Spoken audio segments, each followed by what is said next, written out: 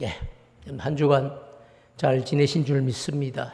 오늘 이렇게 또 주일 예배의 자리를 사모하고 또 예배의 자리에 오신 여러분들을 진심으로 축복하고 오늘도 전하는 말씀을 통하여서 우리가 정말 깨닫고 다시 한 번 더 하나님을 생각할 수 있는 그런 귀한 시간이 꼭 되기를 주님의 이름으로 축복합니다. 오늘 전하고 싶은 설교 제목은 위기 그리고 반전, 이런 두 단어가 합쳐져서 결론이 뭐냐면 은혜입니다. 오늘 전하고 싶은 본문들을 보면 그죠? 사울 왕에게 위기가 임한 겁니다. 그런데 그 위기들을 통하여서 또 전혀 생각지도 않은 반전의 은혜를 예비해 놓고 계시는 우리 하나님을 우리가 보게 되는데요. 오늘 그런 이야기를 좀 함께 나누려고 생각합니다. 우리가 여러분 세상을 살아가다 보면 생각하지도 않은 위기가 다가올 때가 있습니다. 그래서 이 다가온 위기 앞에서 우리가 어떻게 대처해야 할지 고민을 할 때가 많이 있다는 이야기죠. 또 여러분, 그래서 우리가 정말 내 삶에 다가온 위기 앞에서 어떻게 대처하는 것이 참 하나님께서 기뻐하시는 것인지, 또 우리 앞에 그런 원치 않는 위기가 다가왔을 때 하나님은 도대체 어떻게 그런 위기를 극복하게 하는지, 이런 일들을 우리가 오늘 말씀을 통해서 다시 한번 깨닫는 은혜가 꼭 있기를 축복합니다. 먼저 여러분 이제 너무 죄송하기도 하고 고맙기도 한데요. 목소리가 오늘 처음 듣는 분들은 아이고 목사님 목소리가 왜 저럴까 이래 싶은데, 아마 새벽에 계속 쭉 나오신 분이나 수요일 저녁에 제가 말씀을 전하는 것을 들으셨던 성도들은 엄청 좋아졌네, 아마 이런 생각을 하실 겁니다.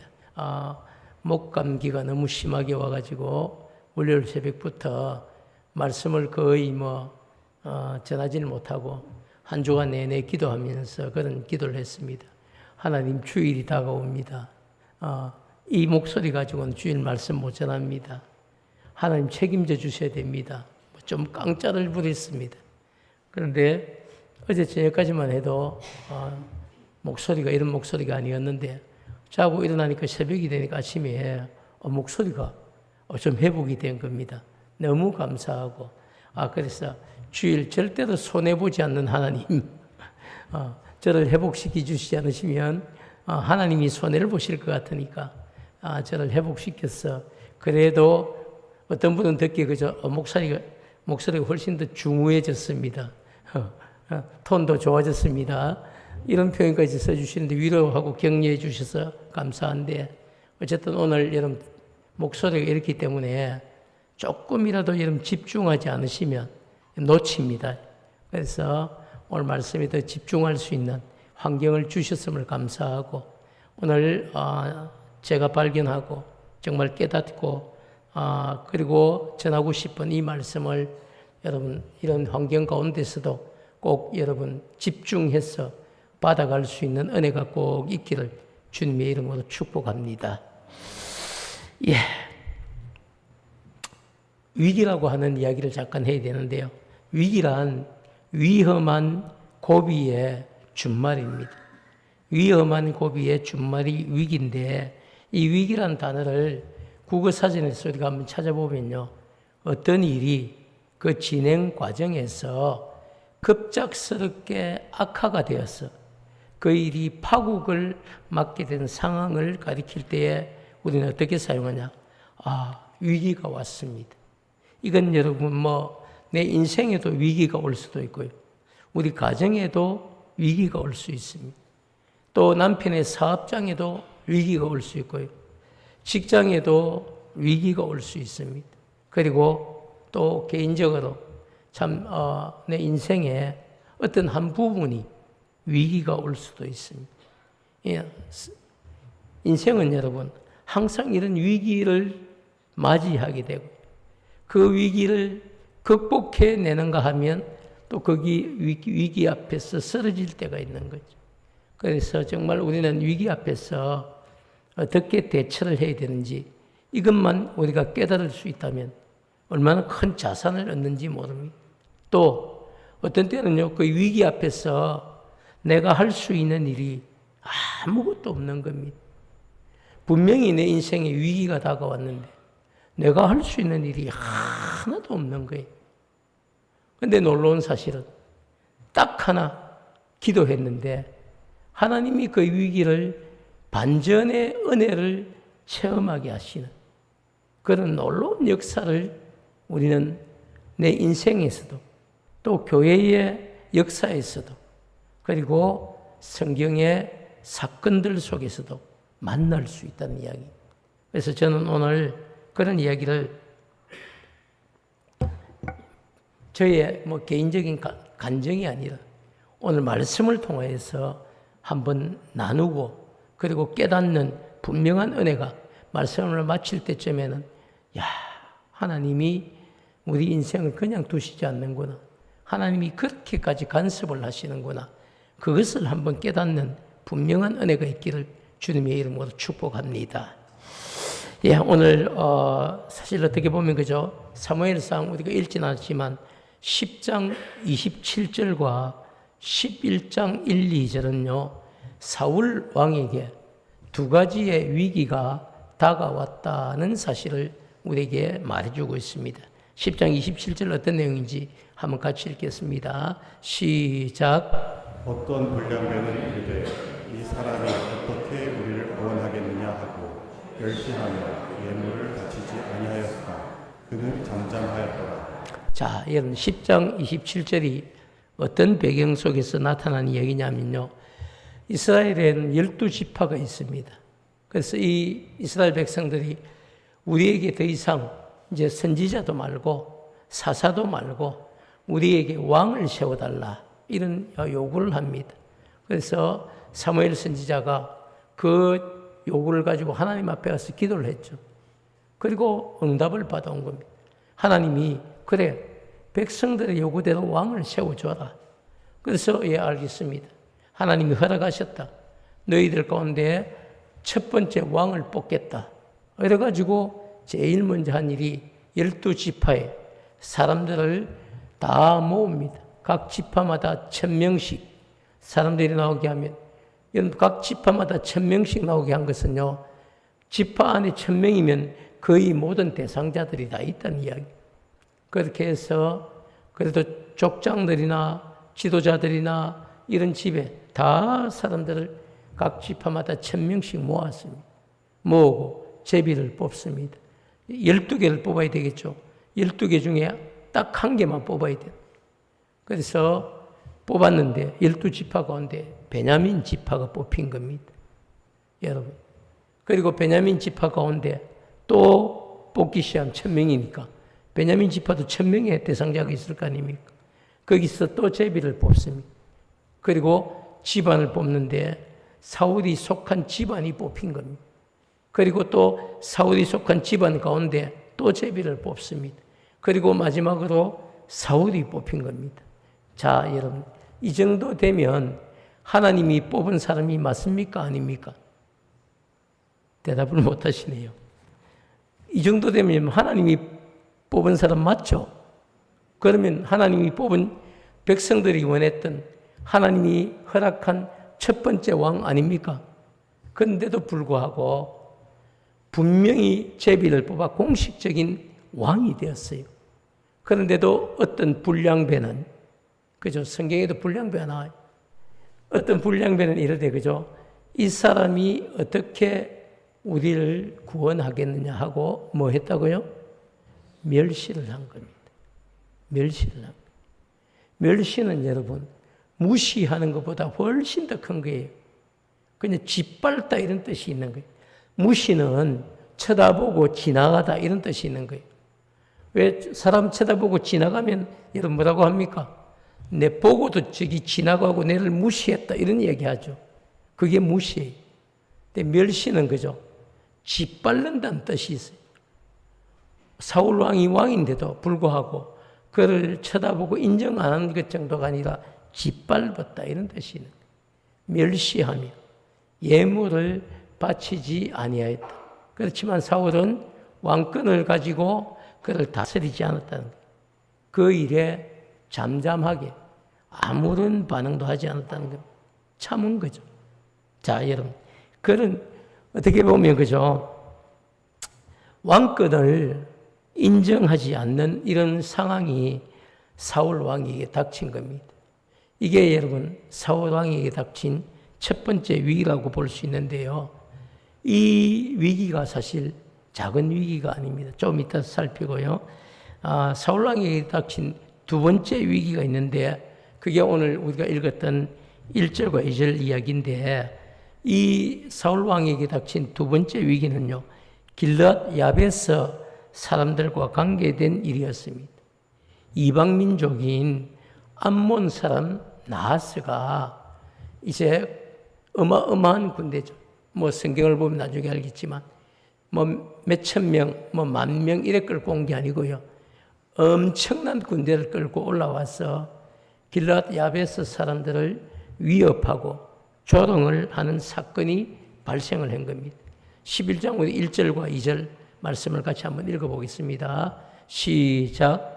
암몬 사람 나하스가 올라와서 길랏 야베스에 맞서 진침해 야베스 모든 사람들이 나하스에게 이르되 우리와 언약하자 그리하면 우리가 너를 섬기리라 하니 암몬 사람 나하스가 그들에게 이르되 내가 너희의 우르눈을 다 빼야 너희와 언약하리라 내가 온 이스라엘을 이같이 모욕하리라. 자, 보십시오, 여러분. 그죠? 11장 1절을 보면 암몬 사람 나하스, 이 암몬은 이방 민족이 암몬 사람 나하스가 군대를 가지고 올라왔다는 이야기입니다. 올라와서 길랏 야베스에 속한 사람들과 맞서서 지금 진을 딱 치고, 그리고 길랏 야베스 사람들이 나하스에게 찾아가서 이렇게 얘기한, 우리 전쟁 원치 않습니다. 우리와 차라리 언약을 합시다. 그리하면 우리가 너희들을 섬기겠다. 이렇게 지금 얘기를 하는 겁니다. 자, 근데 여러분, 2절 말씀을 보면 그 정도 하면요, 사실은 완전히 엎드린 거거든. 그럼 항복을 받아줘야 되는 상황인데, 그냥 항복을 받지 않죠. 암몬 사람 나하스가 그들에게 이야기를 하는 겁니다. 내가 너희들의 오른쪽 눈을 다 빼서 주면 너희들과 언약을 하겠다는 것입니다. 이게 여러분, 언약을 하겠다는 거예요? 말겠다는 거예요? 다 죽이겠다는 이야기 아닙니까?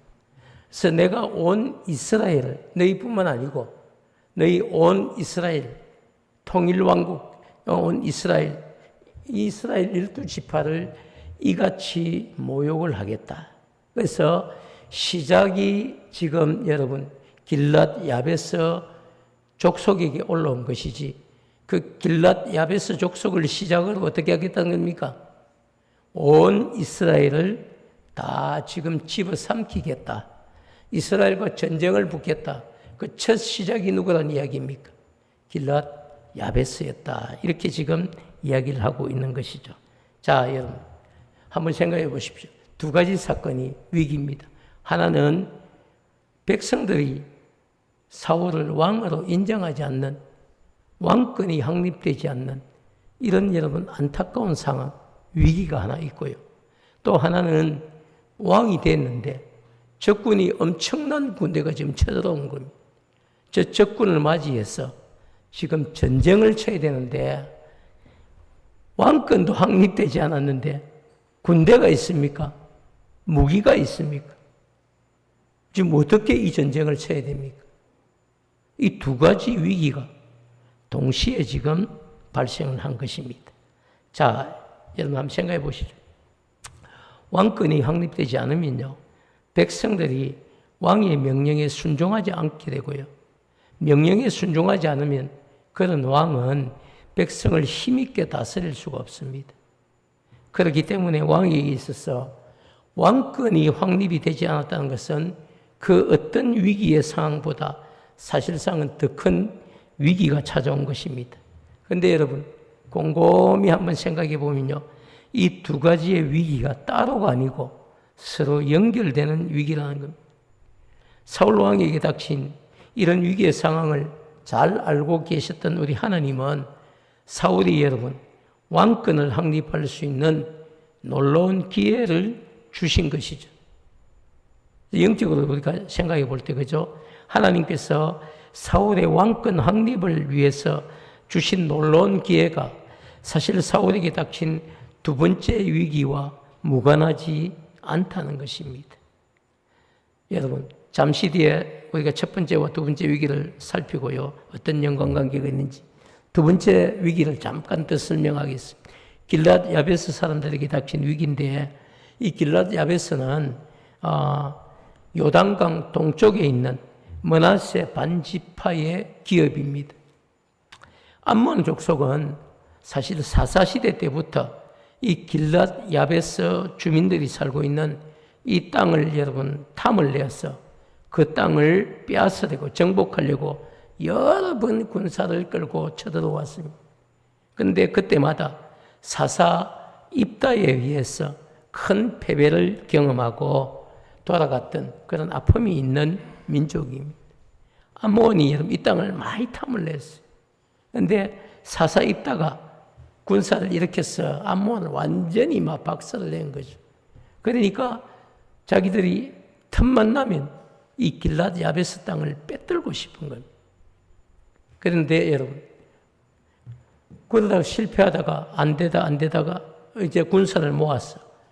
나하스라고 하는 이 탁월한 사람이 암몬의 지도자가 됐을 때에 군사를 다 이끌고 다시 힘을 길러서 길랏 야베스 백성이 가진 땅을 빼앗으려고 군사를 일으켜서 침략을 해온 거죠. 그래서 오늘 여러분 본문에 등장하는 이 나하스가 다스리는 암몬 족속은요, 구약 역사를 보면 어느 시대보다 강력한 군대를 가진 암몬의 나라였습니다. 이때가 암몬 나라 중에 역사 중에 제일 강한 군대를 가지고 있었던 때가 바로 이때입니다. 그래서 자신 있게 이스라엘 전체하고도 다 전쟁을 한번 붙어봐도 이기겠다 싶어서 큰 마음을 먹고 올라온 겁니다. 길랏 야베스를 공격한 것은요, 사실은 12초청이죠. 그래서 이스라엘 백성을 불러내고, 그리고 이스라엘 백성을 정복하고, 이스라엘과 한판 단판 싸움을 붙어보려고 사실 올라온 것입니다. 자, 그런데 여러분, 그 증거를 보면, 우리 1절 말씀을 보면요, 길랏 야베스 백성들이 자신들과 싸우기 위해서 쳐들어온 이 암몬 족속과 한 번도 제대로 칼 한 번 휘둘러 보지도 않고 뭐 화살 한 번 쏘아 보지도 않고 무조건 그냥 항복을 한 겁니다. 항복. 우리가 항복을 하겠다. 이게 무슨 항복이냐면 히브리어 원문을 자세히 보면요, 이게 종주권 언약과 같은 항복입니다.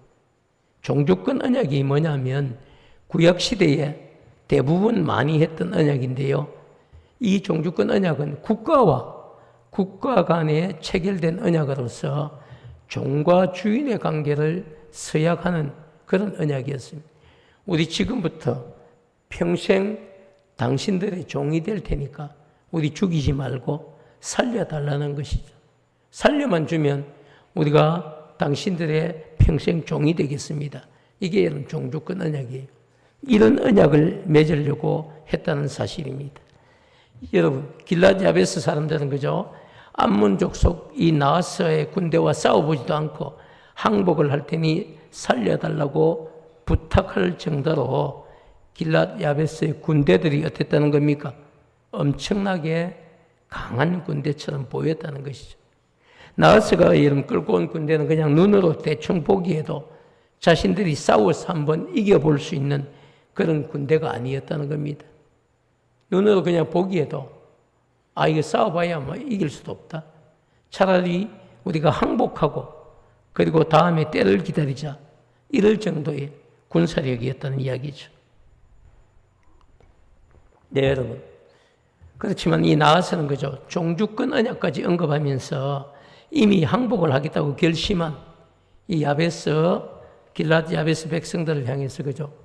내가 너희들의 오른쪽 눈을 다 빼야 너희와 언약을 하겠다고 말하면서 평화 조약을 체결할 마음이 조금도 없음을 그렇게 나타냈습니다.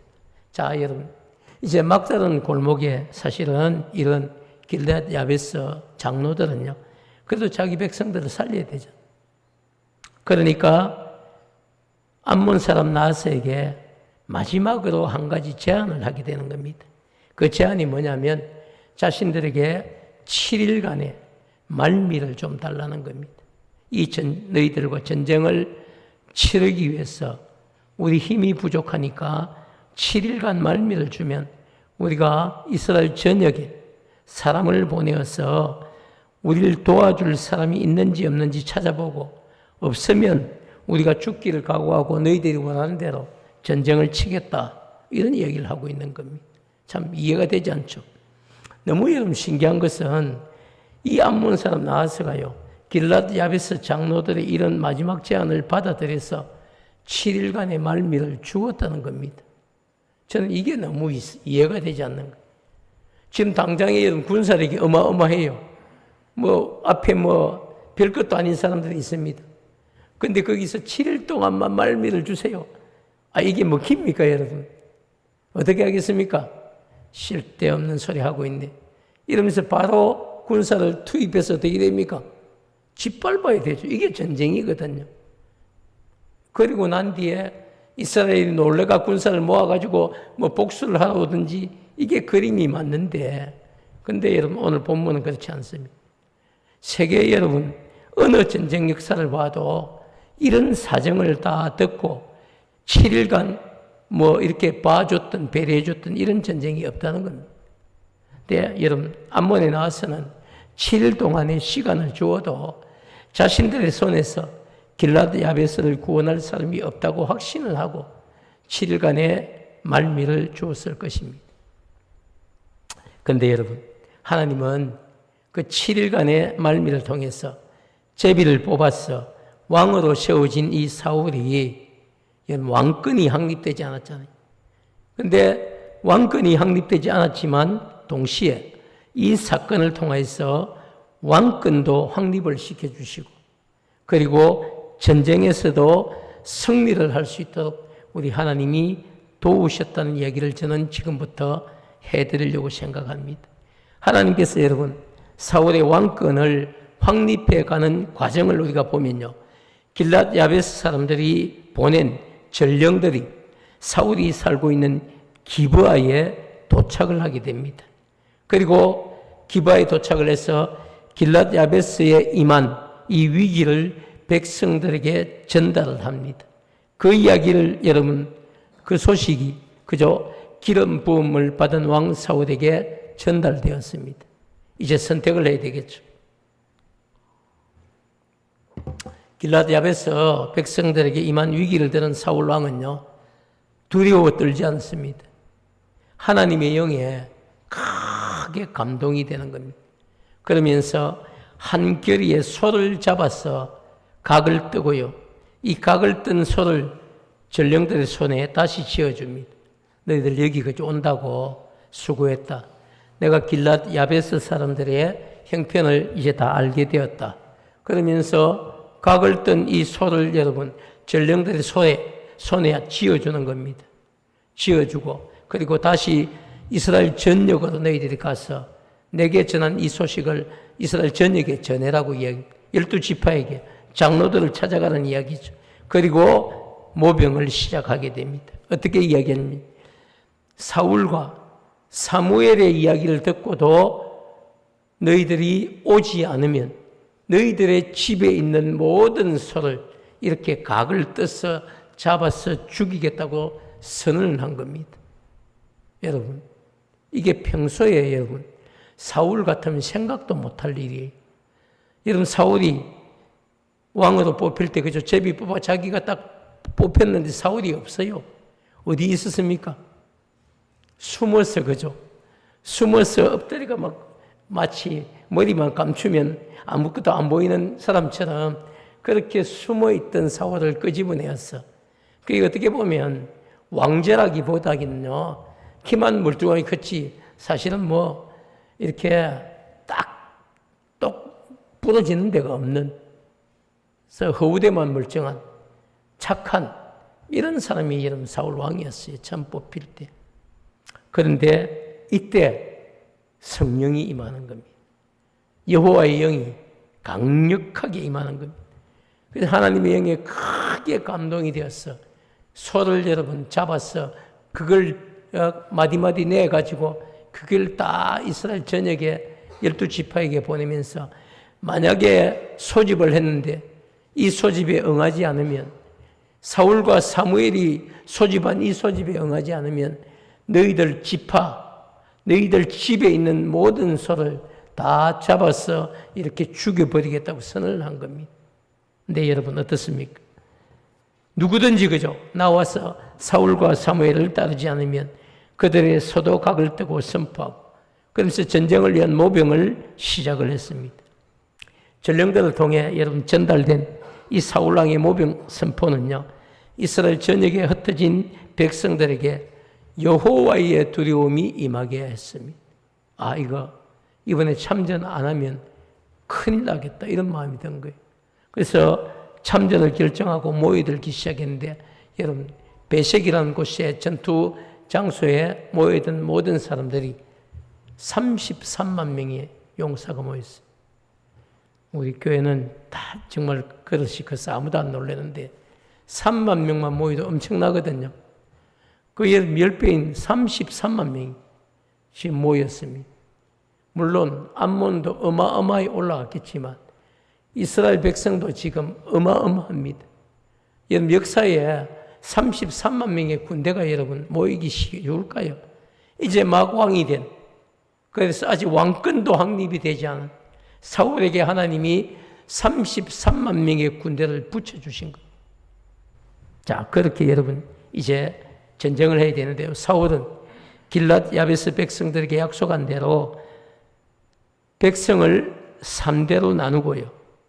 그 전에 전령들을 통해서 이렇게 이야기하는 겁니다. 전령들을 보고 길랏 야베스 백성들에게 가서 이야기해라. 내일 이맘쯤에, 내일 해가 더울 때에, 낮에 정오쯤 되겠죠. 너희들이 구원을 받을 것이다. 오래 가지 않을 것이다. 내일 점심때가 되면 너희들이 구원을 받을 것이다. 이 말을 가서 전하게 한 것. 그리고 길랏 야베스 백성들에게 전령을 통해 약속한 대로 백성을 3대로 나누었죠. 그 33만 명을 11만, 11만, 11만 3대로 이렇게 나누고요. 적진한 가운데로 막 치고 들어가서 새벽부터 들어가서 공격을 하는 겁니다. 그리고 해가 더울 때에 여러분 암몬 사람들을 전부 다가 전멸하고 두 사람이 하나 붙어 있는 사람이 없을 정도로, 그리고 살아남은 사람은 다 도망을 갔어요. 완전한 승리를 하게 된 거예요. 사랑하는 여러분, 우리는 오늘 여러분 사울 왕에게 임한 위기와 길랏 야베스에 임한 두 가지 위기가 어떤 반전을 가져왔는지 그것을 지금 나누고 있는데요. 하나님은 사울이 제비 뽑기를 통해서 공식적인 왕이 되었지만 백성들로부터 전폭적인 지지를 받지 못함을 아시고 길랏 야베스 여러분 백성들에게 임한 이 위기를 통해서 사울이 백성들에게 전폭적인 지지를 받는 왕이 되도록 해 주셨다는 사실입니다. 사랑하는 여러분, 저는 오늘 우리가 믿고 의지하는 하나님이 우리 앞에 정말 다가온 위기의 상황에서도 반전의 은혜를 우리에게 체험하시는 하나님이라는 사실을 여러분에게 말씀드리고 싶은 겁니다. 우리는 여러분 하나님을 정말 깨닫게 되면요, 사실 걱정할 일이 없습니다. 하나님을 잘 몰라서 우리 앞에 어떤 일들이 다가왔을 때에 우리는 먼저 걱정부터 하는 거예요. 우리 한번 따라할까요? 걱정. 두 분이 안 하고 있습니다. 걱정, 근심, 고민. 그 어떤 것들도 우리의 문제를, 나의 문제를 해결해 주지 않습니다. 이걸 여러분 우리가 깨달아야 되는 거예요. 사람들은 뭐 문제만 생기면 제일 먼저 하는 게 뭐부터 합니까?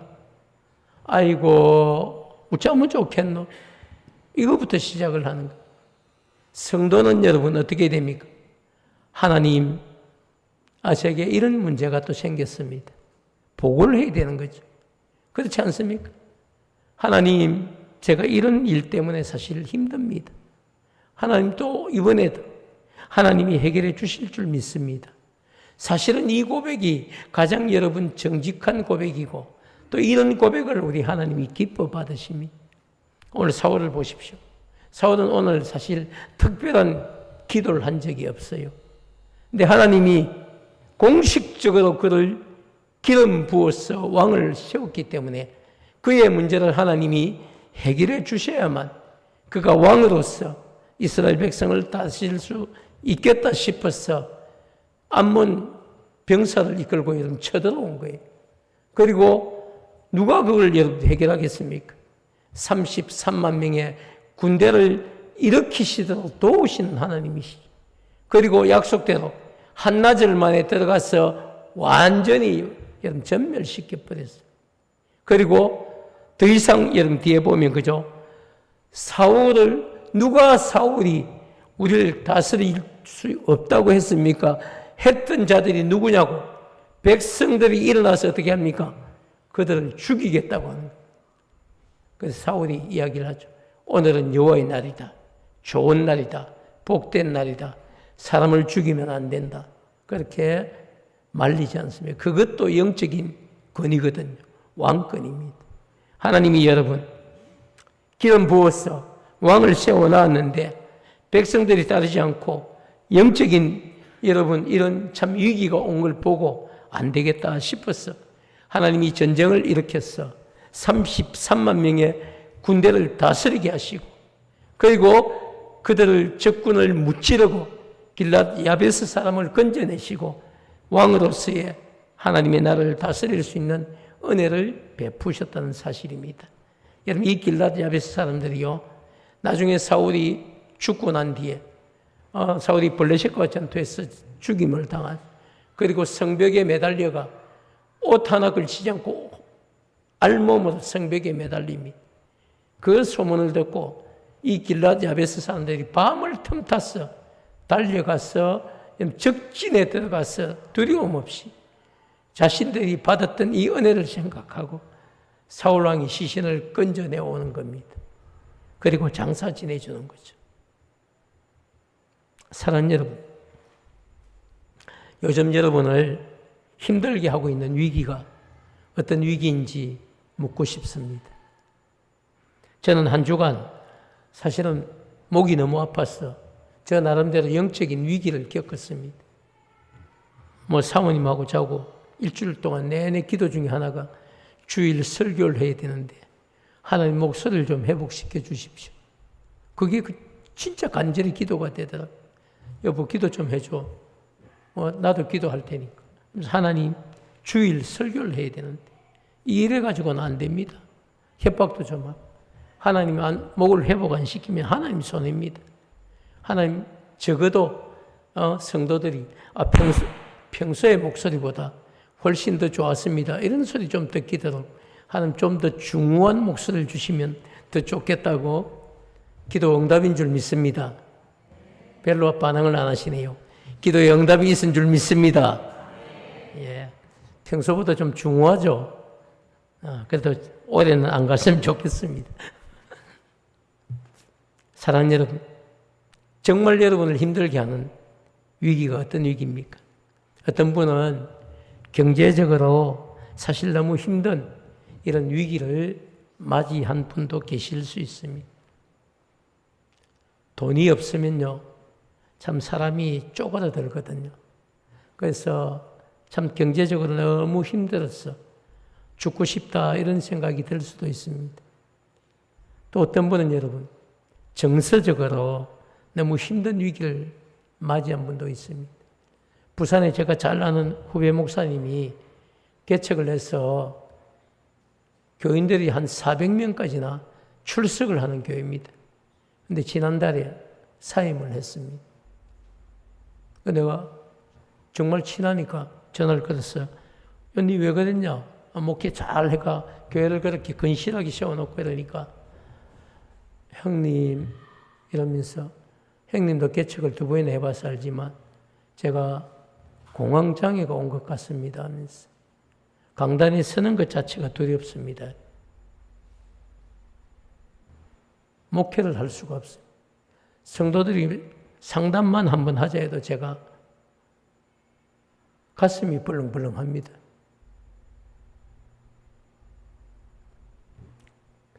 그게 정서적인 여러분 위기가 온 건데요. 그런 여러분 경우를 맞이했을 수도 있고 어떤 분은 또 건강으로 인해서 힘든 위기를 맞이할 수도 있습니다. 어떤 분은 정말 힘든 건데 여러분 인간관계로 인해서 정말 힘든 위기를 맞이했을 수도 있습니다. 우리가 살아가다 보면 딱 나한테 그런 위기다라고 이야기할 수 있지만 어떤 때는 우리가 경제적으로, 어떤 때는 정서적으로, 어떨 때는 건강으로, 어떨 때는 인간관계로 인해 우리에게 여러분 다양한 위기가 다가올 수도 있다는 사실입니다. 그런데 여러분 오늘 말씀을 보면 그런 위기의 상황이 하나님께서 함께하지 않았을 때는요 위기의 상황이 될 수밖에 없어요. 그러나 하나님께서 함께하시면 위기의 상황이 도리어 반전의 은혜를 가져다 주는 여러분 축복의 통로가 될 수 있다는 사실을 오늘 본문 우리에게 정확하게 가르쳐주고 있습니다. 사울 왕에게 여러분 왕권 확립 안 되는 거 엄청난 위기였어요. 그런데 도리어 여러분 길랏 야베스 사람에게 찾아온 이 암몬의 군대가 사울 왕에게 왕권을 회복시켜주는 계기가 되었다는 사실입니다. 사랑하는 여러분, 하나님은 자기 백성들의 형편과 상황을 우리보다 더 잘 아시고 가장 적절한 은혜를 베푸시는 하나님이시죠. 그렇기 때문에 여러분, 우리는 모든 삶에 그죠? 우리보다 우리를 더 잘 아시는 우리 하나님께 내 삶을 맡기고 하루하루 감사하며 살 수만 있다면 우리에게 여러분 어떤 위기가 다가온들 무슨 걱정이 되겠습니까? 그런데 우리가 잘 맡기지를 않습니다. 잘 맡기질 않아요. 그냥 자기가 이고지고 사는 겁니다. 걱정하고 근심하고 기도한다고 하면서도 걱정하고 근심하고 왜 못 맡깁니까 여러분? 하나님 나를 좀 불쌍히 여겨달라고 하나님이 해결해 주셔야 된다고 왜 여러분 못 맡깁니까? 간절히 하나님을 찾으시기 바랍니다. 그럼 여러분 우리 하나님 우리보다 더 지혜로우신 하나님께서 내 형편과 처지를 나보다 더 잘 아시는 하나님께서 여러분 우리의 문제를 해결해 주실 줄 믿습니다. 우리의 위기를 도리어 반전의 은혜를 고백할 수 있는 여러분 간증으로 바꾸어 주실 줄 믿습니다. 하나님은 여러분 우리 앞에 다가올 모든 위기의 상황을 아시고 도리어 위기의 상황을 통해 반전의 은혜를 우리에게 체험하게 하실 수 있는 하나님이십니다. 그 하나님을 굳게 믿고 한 주간 승리하는 우리 모두가 되기를 주님의 이름으로 축복합니다.